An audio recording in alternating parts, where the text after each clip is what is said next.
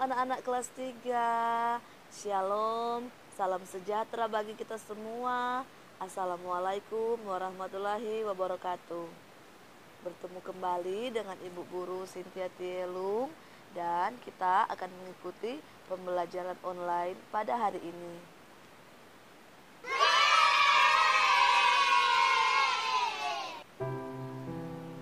Judul pembelajaran kita pada hari ini, kita masih berada pada tema yang pertama, yaitu pertumbuhan dan perkembangan makhluk hidup. Dengan subtema kita sudah beralih, saat ini kita sudah berada di subtema yang kedua, yaitu pertumbuhan dan perkembangan manusia. Dan kita datang pada sesi pembelajaran yang pertama. Tapi seperti biasanya, sebelum kita melanjutkan pembelajaran kita hari ini, mari kita berdoa menurut agama dan keyakinan kita masing-masing, agar setiap pembelajaran yang akan kita lewati pada hari ini dapat kita mengerti dengan baik. Berdoa mulai.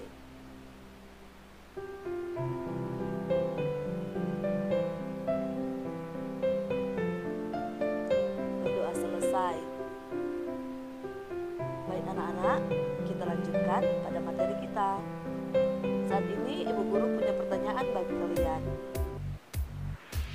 Tahukah kalian mengapa tinggi dan berat badan kita berubah? Mengapa tinggi dan berat badan kita berubah? Pada waktu kita masih bayi, apakah kita bisa berjalan sendiri? Atau apakah pada waktu masih bayi kita sudah bisa berlarian? Atau mungkin seperti saat ini, pada waktu kita masih bayi, kita sudah bisa menulis ataupun membaca? Tentu tidak bisa, bukan? Nah, perubahan tinggi badan, berat badan dan berjalan, berlari maupun menulis dan membaca dipengaruhi oleh yang dinamakan pertumbuhan dan perkembangan yang terjadi pada kita sebagai manusia. Kita lanjut. Saat ini kita akan membahas tentang pertumbuhan. Kita sudah membahas pertumbuhan pada pembelajaran kita sebelumnya. Jadi yang mungkin ada yang lain yang sudah lupa, dapat kalian lihat di pembelajaran sebelumnya ya, video pembelajaran sebelumnya. Pertumbuhan ini adalah salah satu ciri dari makhluk hidup. Nah, makhluk hidup mempunyai ciri-ciri tertentu, tetapi sebagian besar makhluk hidup mempunyai ciri-ciri yang sama. Kalau begitu, apa itu pertumbuhan? Pertumbuhan adalah bertambahnya berat dan tinggi badan. Jadi ketika kita bertambah berat dan tinggi badan kita, artinya kita sedang bertumbuh. Pertumbuhan dan perkembangan manusia. Mari kita akan pelajari faktor-faktor yang mempengaruhi pertumbuhan dan perkembangan pada manusia. Manusia merupakan salah satu makhluk hidup. Manusia memiliki ciri-ciri yang sama dengan makhluk hidup lainnya. Salah satu ciri manusia sebagai makhluk hidup adalah mengalami pertumbuhan dan perkembangan. Pertumbuhan manusia terjadi sejak di dalam kandungan. Jadi pertumbuhan manusia tidak dimulai pada waktu bayi dan kemudian menjadi dewasa, tetapi pertumbuhan manusia itu terjadi ketika dia masih di dalam kandungan. Ketika dalam kandungan manusia itu terjadi pertumbuhan, sehingga ketika pertumbuhan di dalam kandungan itu sudah selesai, maka manusia itu siap untuk dilahirkan. Selanjutnya, setelah lahir, pertumbuhan manusia bertambah besar dari bayi hingga dewasa. Dapat kita lihat di sini, di gambar sini, dari bayi kemudian dia menjadi balita, kemudian menjadi anak-anak, menjadi remaja, dan kemudian dia tumbuh dewasa. setelah dewasa, pertumbuhan manusia terhenti. Jadi pertumbuhan manusia berhenti pada kedewasaan, pada dewasa, pada pertumbuhan fisik. Ini yang dimaksud di sini adalah pertumbuhan fisik manusia berhenti setelah dia menjadi dewasa. Seperti di sini bayi, kemudian dia masih bertumbuh menjadi balita, masih bertumbuh menjadi anak-anak, masih bertumbuh menjadi remaja, dan dia bertumbuh menjadi dewasa. Tetapi setelah dewasa pertumbuhannya berhenti. Namun perkembangan emosi dan pikiran manusia yang sudah dewasa tetap terus mengalami perkembangan, tidak berhenti, tapi mengalami perkembangan. Pertumbuhan dan perkembangan dipengaruhi oleh beberapa faktor. Nah, ini adalah faktor umum yang mempengaruhi pertumbuhan pada manusia. Faktor yang pertama adalah makanan. Tentunya jika anak-anak ingin pertumbuhannya baik, tentunya harus ditunjang dengan makanan yang sehat dan makanan yang bergizi. Kemudian faktor kebiasaan. Jika anak-anak ingin bertumbuh, memiliki pertumbuhan yang baik, harus mempunyai kebiasaan yang baik juga. Kebiasaan yang baik salah satunya adalah dengan rajin berolahraga. Jika kita sering berolahraga, maka pertumbuhan kita akan menjadi baik. Kemudian yang ketiga adalah biasanya faktor umum yang mempengaruhi pertumbuhan pada manusia itu dari faktor gen orang tua. Coba kita lihat contoh pertumbuhan manusia di bawah ini. Yang pertama dari bayi, kemudian balita, kemudian dia menjadi remaja, dan kemudian dia menjadi dewasa. Ini adalah tahap-tahap pertumbuhan yang dilewati oleh manusia. Tapi ketika sudah dewasa, manusia tidak akan lagi mengalami pertumbuhan fisik, melainkan akan mengalami perkembangan secara emosional dan cara berpikir. Biasanya kalau anak-anak berpikir seperti anak-anak, tetapi ketika dia sudah dewasa, dia sudah bisa melakukan, berpikir mana yang baik dan mana yang tidak baik. Jadi ketika anak-anak kita belum bisa mengetahui manakah yang baik dan manakah yang tidak baik, kita masih butuh bimbingan dari orang tua. Tetapi ketika seiringnya waktu berjalan, kita mengalami pertumbuhan dan demi pertumbuhan, sehingga kita mengalami perkembangan secara emosional dan cara berpikir kita juga mulai berkembang.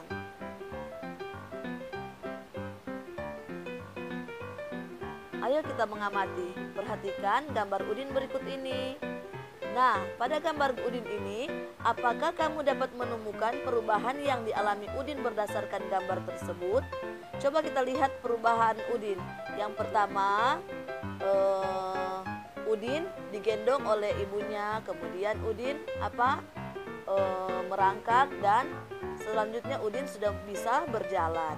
Nah, tugas kalian adalah tuliskan pada buku tugasmu perubahan yang dialami Udin sejak masih bayi sampai saat ini menurut gambar yang kalian lihat di layar kalian. Selanjutnya tugas yang kedua, perubahan apa yang dialami Udin sejak bayi sampai saat ini adalah kita dapat lihat di gambar. Pada waktu di gambar 1 Udin sedang apa, dan pada gambar 2 Udin sedang apa. Nah, di situ ada perubahan yang terjadi yang dialami oleh Udin, dan perubahan itu yang kalian tulis pada buku tugas kalian.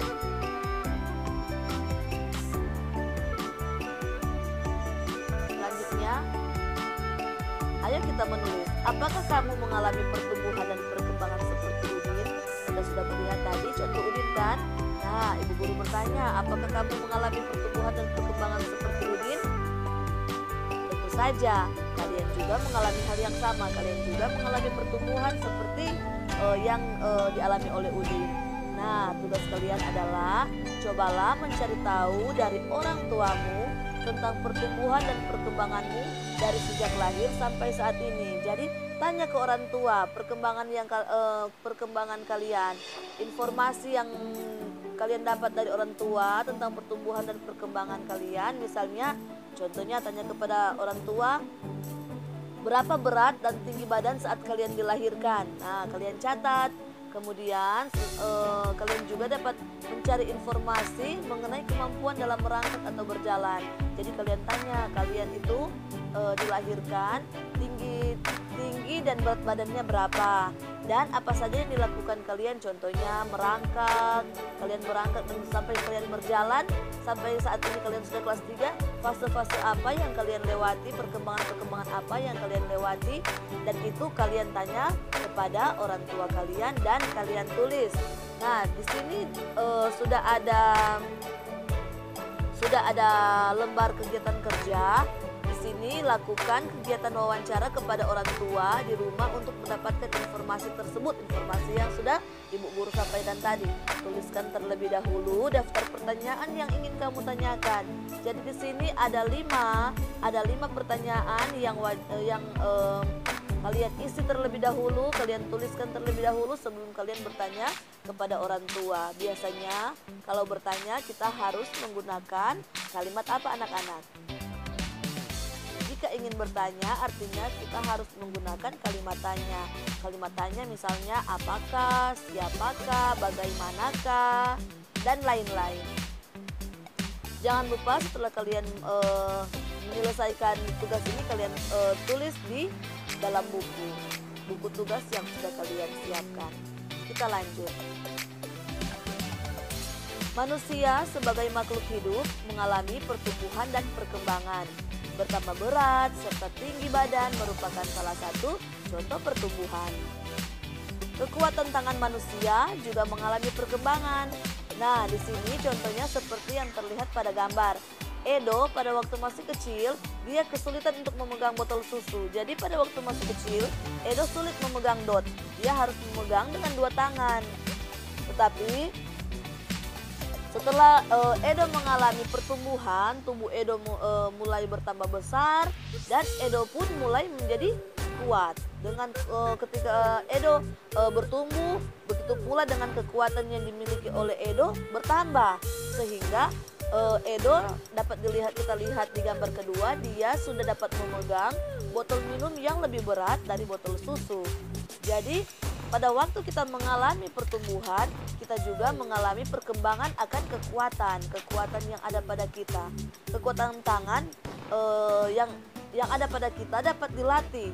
Kita dapat melatih kekuatan tangan kita ini dengan olahraga atau menari. Kuat dan lemah dari gerakan tangan digunakan dalam menari. Nah, di sini ada satu praktek. Coba kalian lakukan gerakan kuat dan lemah pada tangan sesuai perintah berikut. Dapat kalian praktekkan di rumah ya. Yang pertama, lakukan gerakan kuat seperti orang yang sedang mendorong meja. Jadi seakan-akan kalian melakukan kekuatan seperti orang yang sedang mendorong meja. Itu disebut kekuatan kuat pada tangan. Mendorong, gerakan mendorong meja. Kemudian lakukan gerakan lemah seperti orang memegang kapas. Jadi tangan dilemahkan seperti orang memegang kapas, disebut gerakan lemah. Jadi kita dapat membedakan di situ pada waktu kita mendorong dan kita memegang. Mendorong kita melakukan gerakan kuat, dan ketika kita memegang, tangan kita dilemahkan seperti memegang kapas yang sangat ringan. Kita kan tahu kapas itu sangat ringan, jadi tangan kita menjadi sangat ringan. Nah, di situ kita dapat merasakan perbedaan dari kedua gerakan tersebut. Yang pertama gerakan kuat dan yang kedua gerakan lemah. Nah, ayo kita menari. Di sini anak-anak, mari kita coba. Kita akan mencoba beberapa contoh gerakan kuat dan gerakan lemah tangan pada saat menari. Mari kita simak video berikut ini.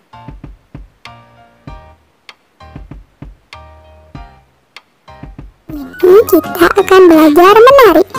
Kita akan menarikan gerakan lemah dan gerakan kuat. Masih ingatkah kamu? Bergerak adalah salah satu ciri makhluk hidup. Mari kita gerakan tubuh kita dengan cara menari. Kita akan menarikan 6 gerakan. Mari kita mulai. Gerakan yang pertama yaitu mengangkat tangan kanan lalu tangan kiri. Lakukan gerakan ini dengan kuat, seperti sedang mengangkat beban. Pertama, angkat tangan kananmu. Kemudian, angkat tangan kirimu. Lakukan secara bergantian ya. Mari kita lihat contohnya. Seperti ini ya, angkat tangan kanan dan tangan kirimu secara bergantian. Gerakan yang kedua, yaitu kedua tangan diturunkan sambil menggerakkan jari-jari tangan menirukan air hujan turun. Lakukan gerakan ini dengan perlahan. Pertama, simpan kedua tanganmu di atas. Kemudian dengan perlahan gerakan ke bawah seperti aliran air. Mari kita lihat contohnya. Lakukan seperti ini ya.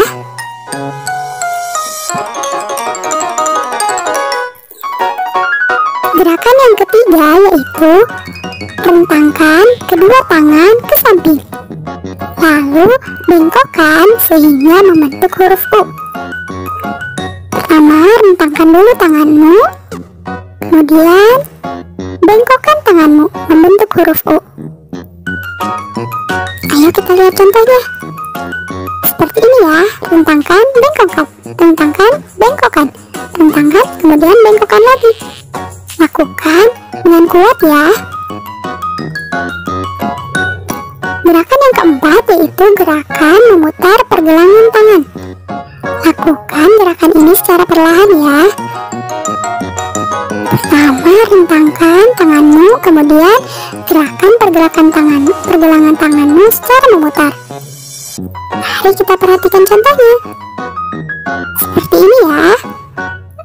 Putar-putar pergelangan tanganmu. Lakukan secara perlahan.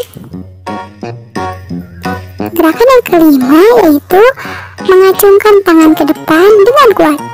Lalu membalikkan kedua telapak tangan dengan arah yang berbeda.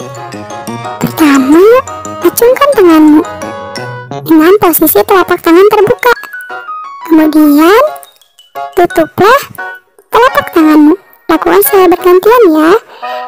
Buka, tutup, buka, tutup, buka, tutup. Lakukan secara perlahan ya. Kemudian gerakan yang terakhir, yang keenam, yaitu gerakan bertepuk tangan. Lakukan dengan kuat dan dengan lemah. Kamu bisa membuat variasi, seperti bertepuk tangan dengan satu jari, kemudian bertepuk tangan dengan dua jari, bertepuk tangan dengan tiga jari, bertepuk tangan dengan 4 jari, dan bertepuk tangan dengan 5 jari. Lakukanlah dengan kuat ya saat menepuk 5 jarimu. Mari kita coba semua gerakan ya. Kita gunakan musik agar lebih menarik.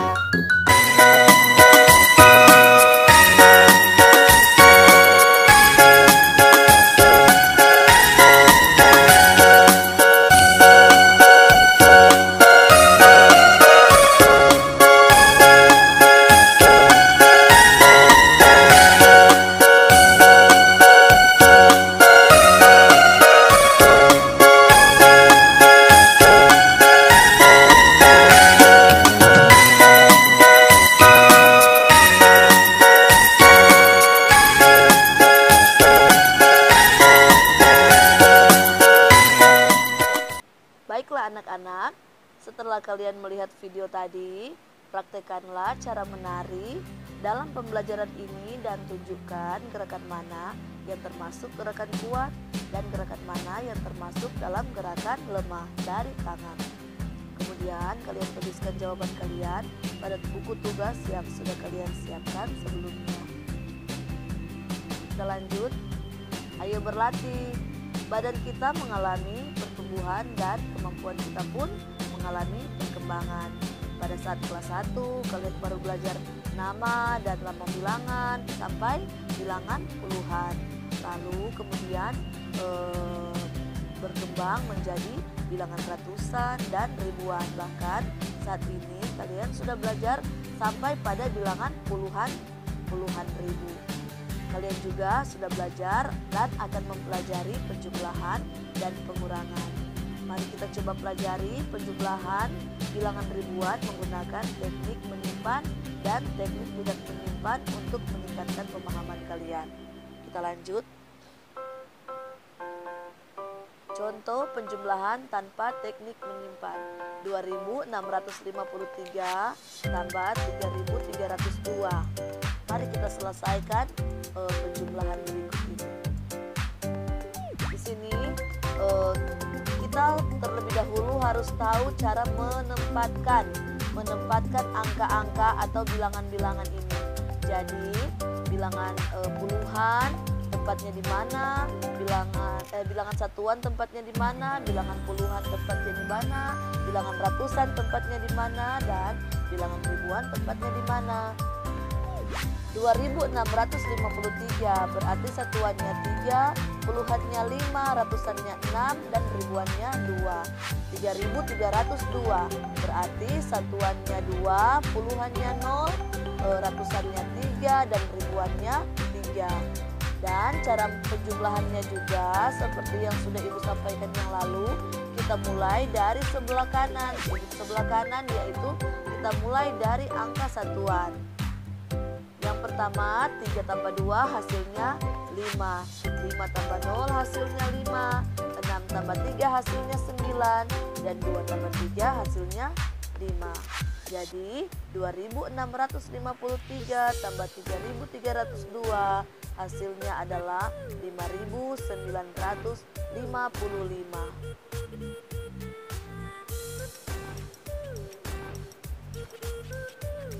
Nah anak-anak, setelah kalian melihat contoh tadi, kalian kerjakan latihan berikut. Nomor 1, nomor 2, dan nomor 3. Jangan lupa buat secara bersusun. Contoh penjumlahan dengan teknik menyimpan. Di sini ada contohnya yang pertama 1200 tambah 2900. Nah, di sini kita lihat, kita buat bersusun seperti tadi, 1200 tambah 2900. Penghitungannya sama seperti yang tadi, dimulai dari satuan. 0 tambah 0 sama dengan 0, 0 tambah 0 sama dengan 0. 2 tambah 9, 2 tambah 9 sama dengan 11.